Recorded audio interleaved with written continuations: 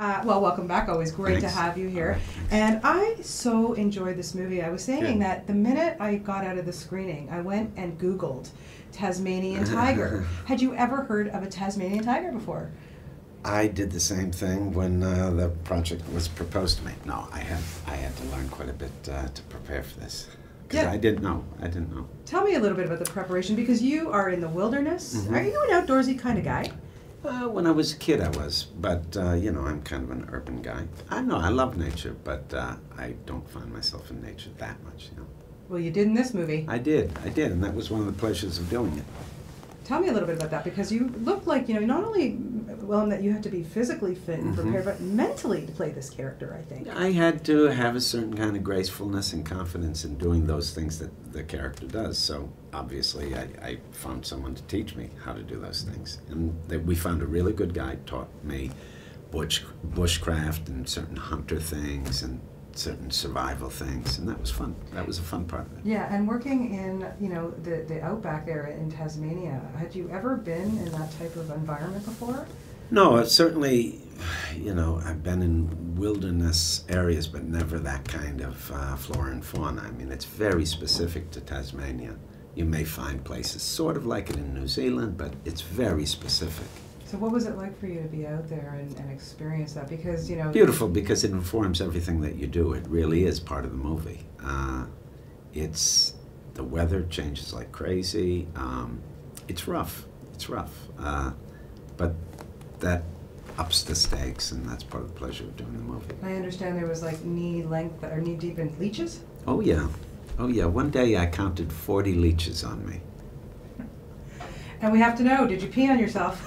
Because isn't that how you get them off? No, I was fine just... No one told me that. That's apparently how you get them off. I don't know. Never tried it. I thought it was salt. I think it's urine. Maybe, well, urine would work, I'm sure. Now you know for next time. Okay, thanks. There's some great scenes. Thank you so much. Anytime. I'm happy to give you any information that I can give you. That's, you know, and if you can use it, even better. You just have to credit me for that. There's some great scenes in this that you have with these young actors, these two kids that play. Tell me about working with them, because my goodness, they were fantastic. Oh, good. They're sweet. You know, they're more children than they are actors, so that's the good news in this case. So they were fun, and it always brings you back to a kind of simplicity about performing when you work with them, because they don't really have the skills to do things like repeat things or craft a performance. They're just very present. So. And they get into a bathtub with you. They do. That was interesting. Yeah, like you read the script and you go, "Kids, get into bathtub with me." Yeah, and I thought, how are we going to do this? Yeah, and the little boy kept on saying, "But I don't want to wear panties. I want to jump in naked." It was so sweet. Seriously, your relationship with them. Is there, when you're working with kids in a movie, you know, is there a different way that you have to... Well, this working with kids in this movie was very particular, because you can really get sucked into their energy and start to play with them. But this guy is very misanthropic. He's very cut off. And so I really had to discipline myself not to have too much fun with them. In fact, a lot of the movie, this guy, I had to hold on to things. So that was sort of a challenge. I could have fun, but I had to kind of keep it under wraps. Yeah, I was going to ask you, because looking at, you know, a lot of the roles, I mean, you've been in, what, I don't know, 3,000 films in your career, at least? I'd say that's pretty close. But this one, to me, seemed, I don't know, just a little different from you, and very, like you say, you had to keep it in. So, more challenging than what you've done lately? I don't know. Each film has its different challenges. It's really hard to compare. I don't know that it's so different. Each one's different. I don't know what to say. Okay, no, that's okay. What was your reaction when you first got the script or the story? And did you read the book? I loved the story. I didn't read the book until after I started working on it for a while. No, it appealed to me immediately. The landscape, the arc of the character. Just sometimes you read a script and you say, wow, do those things? I've got to learn how to do those things. I want to learn how to do that stuff and see what happens.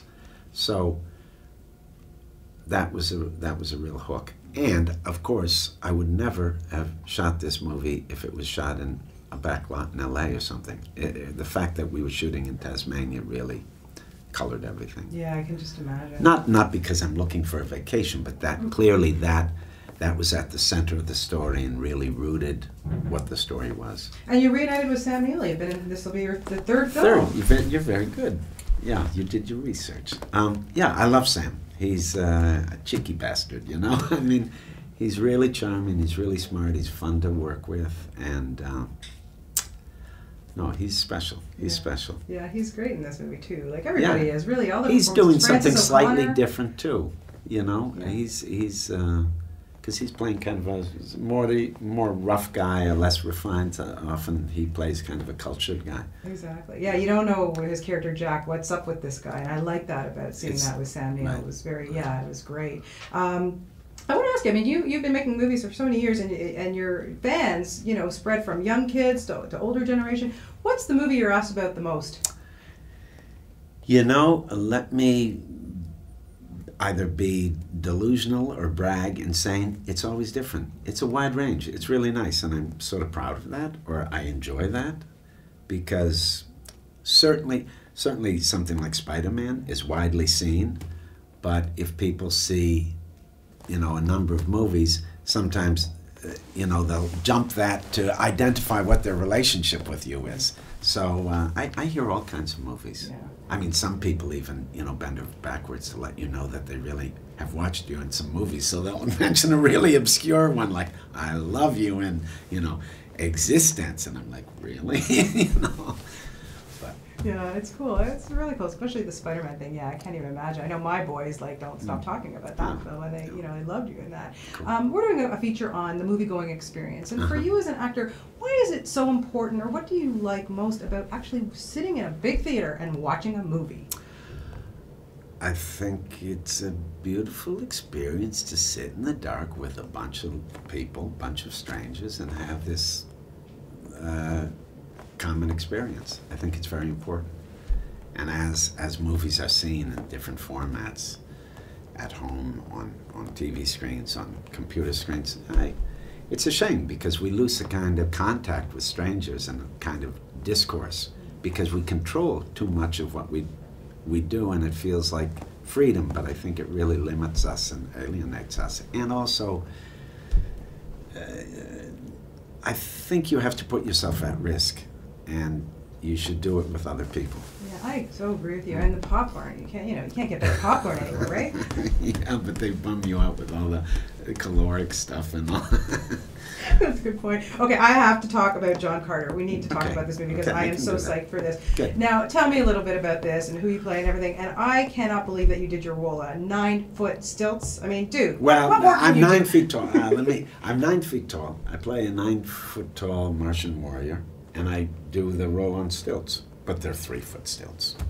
Okay, still, I mean, It's- you're no, a in little the humble desert- here. Tell me about just learning to work on that. You're not an acrobat, for goodness sake. I am, though. No, I mean, that's part of it. I mean, I always like those kind of concrete physical things to learn because it really helps. It really helps with the pretending and helps you. When you learn something, it really opens your mind up in a different way that makes you game for pretending you're another person or entertaining another person's set of values or ways of saying, and I love that. And working with the director, because we know him so well from the Pixar movies, the Disney stuff. So what was it like working with him in this environment? Andrew? Sort of the same. I mean, I knew Andrew Stanton from Finding Nemo, and of course, voicing a character is very different, but it's the same guy. His approach is kind of the same. His job is slightly different, but not really.